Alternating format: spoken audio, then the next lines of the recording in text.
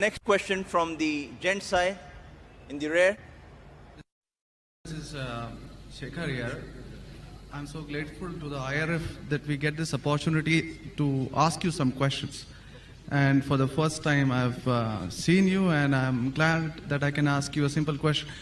I am a businessman, and one of my only hobby is studying religions. So one of them, obviously, being the Quran. So my question is fairly simple. I really liked what you spoke about Aisha. That was a very wonderful thing that you said. So my question is fairly simple. I'll make it very small. But I really hope that I have the opportunity to cross-question you after you answer me on your answer. Thank you. So we see in Muslim book number 4, number 2127, wherein it says, a part of it that is, he stuck me, Aisha, on the chest, which caused me pain. Further down, if you look at Mishkat al-Masabi, volume 2, page number 690, repeated again in Muslim book number 9, number 3506, a part of it, I'll just get to the point, wherein Umar is trying to say to the Prophet, or trying to make him laugh. He says, Messenger of God, I wish you had seen the daughter of Khadija, where she asked me for extra money, and I got up and slapped her on the neck. God's messenger laughed and said, they are around me, as you see, asking for extra money. Abu Bakr then got up, went to Aisha and slapped her on the neck, and Umar did the same to Hafsa. Now we see something of a pattern coming in. Then if we just jump to Quran chapter 4, verse 34, and those wives you fear may be rebellious, admonish, banish them to their couches and beat them. Now, as I understand from your talk, that there is equal punishment for both man and woman. I'm not contending whether they should be beaten or not. My point is, what is the right of the woman if the man is wrong? Because he gets to beat her up. Brother asked a very good question, and I give you the right to cross-question me after the answer. It is granted. The brother quoted hadith of Sahih Muslim and Mishkat al-Masabi. Do you know the relationship between Hafsa and Hazrat Umar? Well, I've not really got to the point that much. I'm still studying. Do you know the relationship of Aisha and Abu Bakr? May Allah be pleased with them both. Her father, if I'm not mistaken. That's right. I'm asking you a question. Are you married? Yes. Yes. Do you have a daughter? 2 of them. 2 of them, fine. I get to go to heaven. Sorry? I get to go to heaven. No. If you bring them up correctly, I remember with love and compassion, then you'll go to heaven, otherwise not. But, just kidding. But that is only righteous deed. Without iman, you can't enter Jannah. So for you to go to heaven, besides upbringing your 2 daughters correctly, you have to follow the laws of the Quran and the Sahih Hadith and be a believer. I understand. That we'll discuss after answer to you. I understand. After answer, inshallah. I'm asking a simple question. Suppose your daughter, if she wants to jump from a 10-story building, what will you do? I'll stop her.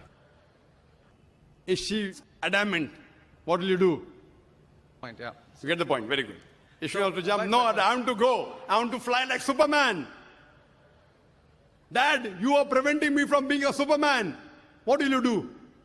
Well, I'll stop her, obviously. Will you slap her or not? If required. She says, no, I want to jump. What will you do? Well, I can ask it the other way around. What I'm asking, my wife brother. sees? I'm asking. If she wants to jump from the 10-story. I will hit her. If required. Not normally. You will say, Arey beti, jaan do na, Superman mat bano. Nahi banne ka abba. Jump marne ka hai. Aap dekho kaisa udti hu main. I want to fly. One flap. A father is cruel to be kind. Yes. Now, our beloved Prophet Muhammad said, anyone who does not love Allah and His Messenger more than his own life, he is not a Muslim. Anyone who does not love Allah and His Messenger more than his own life, he is not a Muslim. So there are many occasions what happened that sometimes they were disrespectful to the husband. Not a normal husband, Prophet Muhammad sallallahu alaihi wasallam. There were many occasions, not one occasion.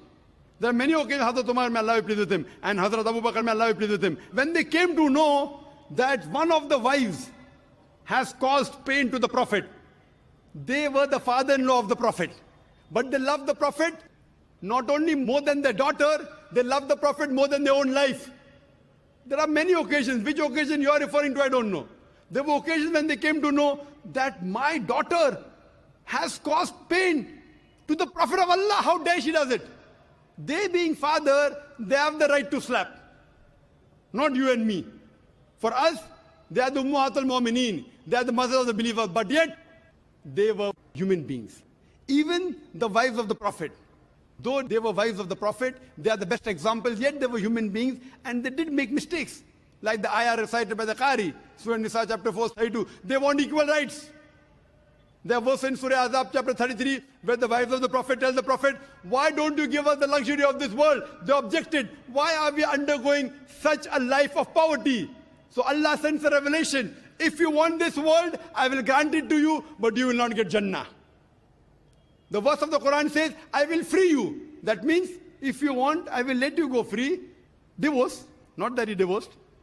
And you can get the luxury of this world, but you won't get heaven in the hereafter. And the wives of the Prophet, they repented and they asked for forgiveness and Allah forgave them. So here also it's in context. And going against the Prophet is more bad than jumping from top. Jumping from top, your daughter will kill herself, that's it. Correct? But going against the Prophet is more bad. Did you get the answer? Sir, but my question still stands. I understood your point. I haven't completed my answer. Okay, you asked the question, no problem. My question is pretty simple. I haven't completed my answer yet, brother. All right. Because I know your question was in two parts. Then you quoted the verse of the Quran, Surah Nisa, chapter 4, 34. Yeah. And said about wife beating. I want to complete that before you answer. Otherwise, you say ذاكر answered half. I only answered one part of your question regarding hadith. The second part is of Surah Nisa, chapter 4, verse number 34. Exactly after the verse that was recited by the Qari. After verse which says, Ar-Rijalu Qawwamuna 'ala an-Nisa, that the men are the protectors of the women. The verse says that if they're disobedient, then don't talk to her. After that, don't share the bed. Then the Arabic word is daraba, means beat her lightly. The Arabic word is beat her lightly, daraba. Ibn Abbas, may Allah be pleased with him, said, when you beat your wife, you should not beat on the face. Point number one. Point number two, when you beat your wife, there should be no mark left on her body. And he gave an example, beating with a miswak. Miswak is toothbrush. In modern way, I will say beating with a handkerchief. Handkerchief. Now, if you beat your wife with a handkerchief, it is symbolic. It is not wife bashing. Wife bashing is not allowed in Islam. Wife bashing means one shot on the face. Hit so hard so that the mark remains. She'll remember you for the next 1 week or 2 weeks. In Islam, wife bashing is prohibited. It is daraba, means beat her lightly. That means first you tell her she's wrong. You admonish her. Don't share the bed with her. Ultimatum. Last warning. Beat her lightly. Now, what I said, for any crime committed, the punishment is same. Punishment is same. Beating lightly is not a punishment, it is a warning. Can you do the opposite? Can the daughter hit the father? What if your daughter slaps you? Will you like it? No. Why? Equality. Let me complete my answer. You talk about equality. If your daughter slaps you, will you like it? No. No. There may be occasion when you get lunatic, when you become very old, and if you want to jump and then she slaps you, I will agree with her, correct? Though you said, no, I'm agreeing with you. I understand. I'm helping you. You understand, but you don't understand me. No, I do. I'm helping you. Okay. If you grow up and you become a lunatic, you become senile, you want to jump from the 10th story, your daughter says, Abba, mat karo, don't do, father. She may have to slap you. She's doing in good faith. Accept it. Right? Now here, where a husband is giving a warning to the wife, if the wife does the same, what will the retaliation be? Imagine, suppose there's a massive person, bodybuilder comes and acts macho with you. If a small man comes, maybe you'll hit him. A macho person, Arnold Schwarzenegger, comes and tells you something. Will you hit him? Will you hit him? No. Though you may have a lot of guts, but Arnold Schwarzenegger, no. Why? Similarly, since Allah says in the previous verse, man has been given more strength than the woman. So a physical warning, a symbolic warning, a man can give to a woman can't give to a man. A woman can't. There are other things. There are other things she can do. Such as? Such as, for example, if she has to cook food in the house, it's the duty of the husband to get market. She can refuse to cook.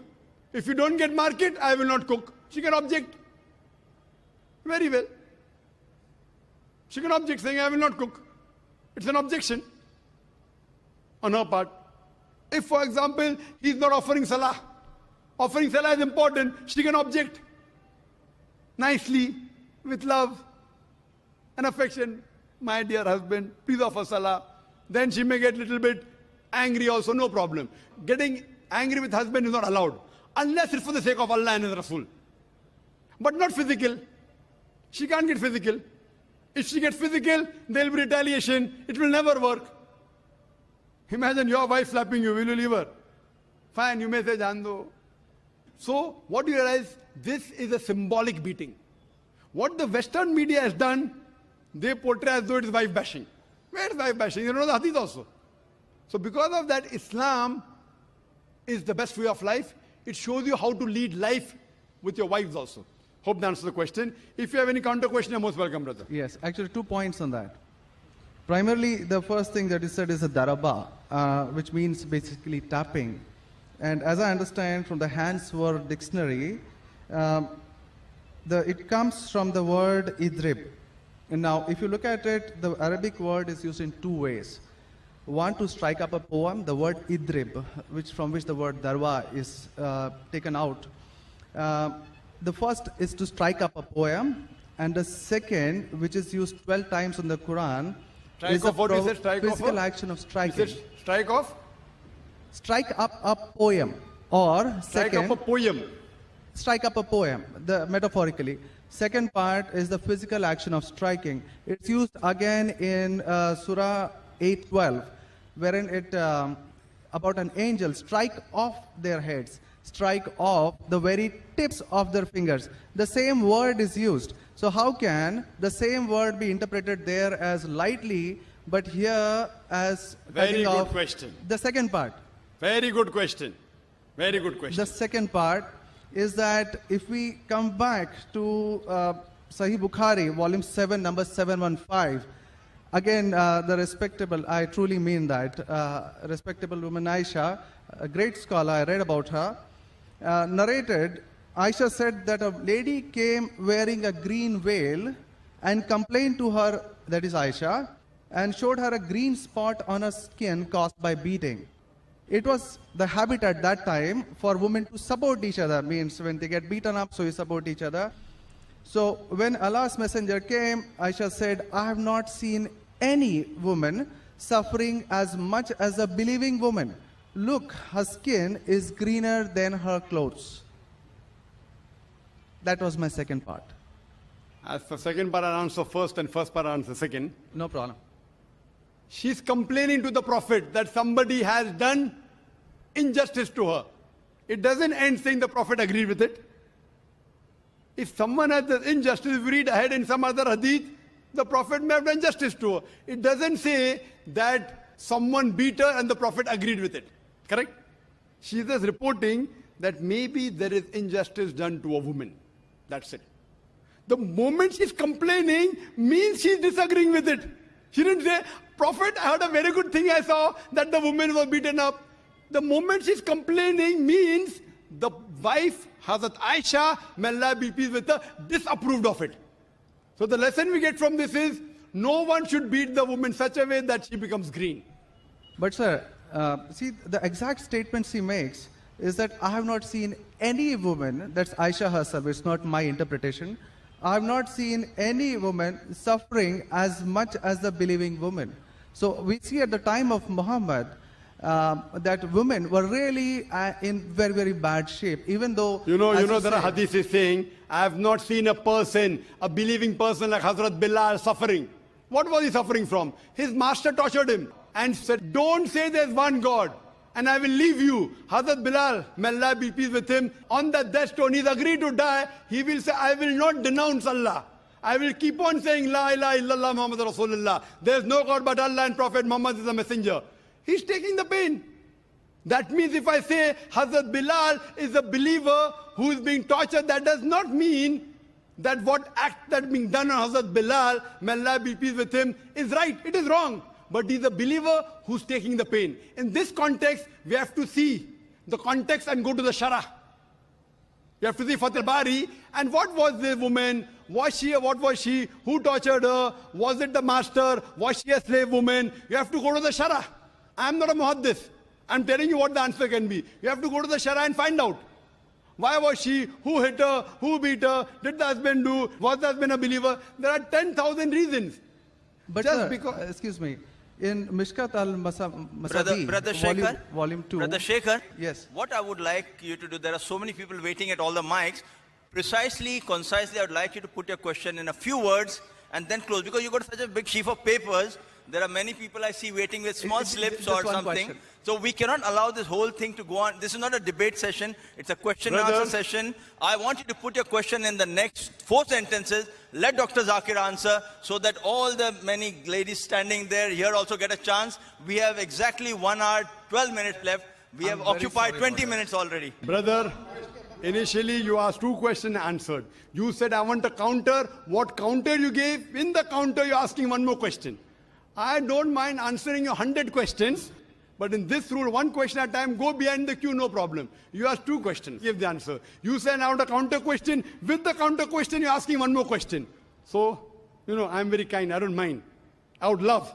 After finishing, you can come in the cabin. And inshallah, I will answer all your questions. I want to ask you, after I answer your question, what will you do? Will you believe in the religion Hazrat Aisha believed? Yes or no? I yet have to answer your counter question. Well, it's not just this 1 point. There are many, many more. I'll answer inshallah all. How many are there? 10, 20, 50, 100? How many? Well, we can sit on that. How many approximately? Well, there are many more. I've not How really many? counted 10, 20, 100, 1,000, 10,000? How many do you have now in your mind? Well, I do have. How many? 10, 20, 30? How many? Yeah, probably quite a few. Maybe, Quite a few is how much? 5 or 10? Approximately. I don't know, maybe 100 questions. 100 questions you have? Brother, after this session is over, we sit together. Okay? Write down all the 100 questions. Inshallah. Inshallah. I will try and answer everyone. Okay? I request you. We'll spend the full night together. I don't mind. Because you're a seeker of truth. And I'm also a seeker of truth. And my job is to try and clarify the truth. Not that I'm a scholar. I will try and answer all the 100 questions. But I doubt whether you'll be able to write 100 questions. I doubt. Coming to your main counter question, brother. That will be basic counter question. Counter question of yours is that daraba has got 2 meanings. One is strike off the head. You ask me then, how do you come to know which is correct? Correct? Exactly. In the counter question, don't ask 1 more question. That means you're breaking the rule. Sir, I'm just refuting what you said. Not refuting. See, you asked a counter question. Counter question was of daraba has got meaning of striking. That is the counter question. In that counter question, you asked 1 more question. You can't ask 1 more question in a counter question. You can ask 1 counter question, but that was a fresh question that you asked. Now coming to your question of daraba. You said striking, I agree with you. How do you come to know 1 time it is lightly beating, 1 time it is striking of the head? You know the verse in the Quran is there, in Surah Maryam, chapter 19, verse number 47. Mary, may Allah be pleased with her, she says, when Archangel Gabriel says that you shall have a son. So she says, how shall I have a son when no man has touched me? How shall I have a son when no man has touched me? Now if you go to the Lugha, your hands wear dictionary, all lanes, I believe you read my dictionaries, all this thing on the internet. It's not difficult. You go on the internet and type, you'll get 100 questions against Islam. Not 100, you'll get 1,000. Very easy. Not that a person has done research. If you had done research, you'd have come to know who was whose father and who was whose husband and mother, everything. But you go on the internet, you get this very easy. Now, the Arabic word masah has got 2 meanings. Physical touch, it means sexual touch. So when Mary, may Allah be pleased with her, she says, how shall I have a son when no man has touched me? It is understood. It is not physical touch, it is sexual touch. Correct? Yes. Similarly, there are several verses in the Quran. Now, when there are 2, 3 meanings, even both can be correct or 1 can be correct. To have more details, you go to the hadith. Hadith is the commentary of the verse of the Quran. Correct? maybe the same word has got two meanings. In that verse, it means meaning number one. In the second verse, it meaning number two. Hadith is a commentary. So when we go to the hadith of this Surah Nisa, chapter 4, verse 34, talking about daraba, there the Prophet said, do not beat on the face. Do not leave a mark. Beat like a toothbrush. I gave the answer, but you were so much concentrating on the notes you have that you forgot my answer. If you have heard my answer, that if there are 2-3 meanings, all meanings cannot be right. Maybe one is right, maybe two are right, maybe all three are right. Therefore, you have to go back to the Prophet. The Quran says, Atiullah, Atiur Rasul. Obey Allah and obey the Messenger. So when there are 2-3 meanings, you have to go to the hadith and find out what did the Prophet mean by that word. So there when it says strikes off the head, it means strikes off. Here it means strike lightly. So therefore, if you know the supplement to the commentary of the Quran, it's the hadith. Without the authentic hadith, you cannot understand Islam. So a prophet said, it means beat lightly, like beating with a toothbrush, don't beat on the face, don't leave a mark on the body. So these are the guidance given by Rasul. Therefore, it is obligatory that besides the Quran, you have to follow the authentic hadith. Hope that answers the question, and inshallah, I'll wait for you after 10 o'clock in the speaker's lounge, inshallah. Yes, Brother Shekhar? Thank you. And since you have 2 daughters, you said you have 2 daughters and you want, sorry? And one son. The son, there's no hadith saying the son will take you to Jannah here. Yeah. If he becomes the pious son, and if he prays for you, inshallah, even he will be a path to Jannah. What I want to see to it that besides good deeds, you even have faith. Faith is one of the important criteria to go to Jannah. And since you have an urge to go to Jannah, to paradise, inshallah, I pray to Allah subhanahu wa ta'ala, may He make me the zarya, the pathway to take you to Jannah, inshallah. Yes, sister. Hi.